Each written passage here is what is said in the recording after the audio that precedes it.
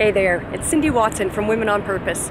And behind me you can see the beautiful Legislative Parliament of Ontario. Not the best view, I apologize, I'm still learning how to use this darn camera.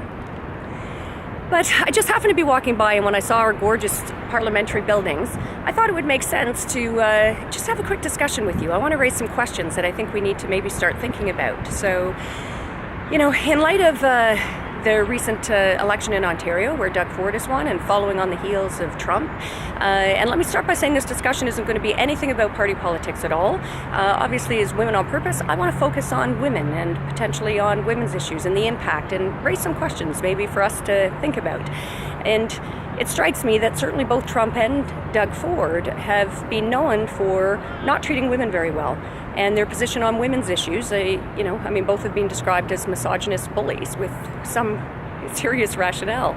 And yet in overwhelming numbers, obviously we still have a significant number of women out there making that choice. And particularly in both of these elections, making that choice where the alternative were strong, intelligent women. And again, I'm stripping this of party politics at the moment because I just think it raises some questions for us to consider. So I pose it, and I'm interested in your views on this. I want to start a dialogue, and I think we need to start a dialogue and start having discussion as women about what role should gender play in our exercise of our rights to vote. If we have leaders who are known for not treating women well and who don't take strong positions on women's issues, is that a factor that we ought to be considering? I'm asking you. I obviously feel very strongly that it is, much like for persons of color. If there's a leader who has shown themselves to be a racist, surely that's a legitimate factor for persons of color to be considered when they're deciding who they want as their leader. And in the same way, I'm wondering, have we been so conditioned as women that we live in a man's world that we somehow are not questioning our own conditioning? And I don't know the answer to this, but is it possible that in fact we've been so conditioned that we can't see ourselves in these positions of leadership? The fact that we consistently are turning away from intelligent women, and people will say, well, I don't agree with their politics, or I don't support that party, but some leaders transcend party politics. And is it a factor we need to start considering separate and apart from your position about party politics?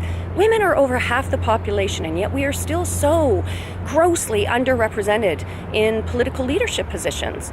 And we've got to wonder at some point, given that we're over half the population, we've got to take some responsibility in who we're voting for. And maybe is it time, I'm just asking, that we explore our conditioning and wonder if this is a factor we need to start considering when we're exercising our right to vote. Because otherwise, how are we ever going to have true equality?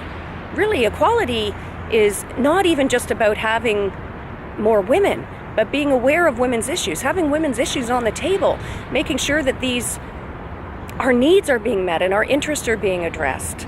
So that's your posit for this gray day in front of the Parliament buildings, to maybe consider our conditioning and how it's impacting us in how we exercise our rights to vote. Let's start the dialogue. Give me some discussion. Let me know what you think.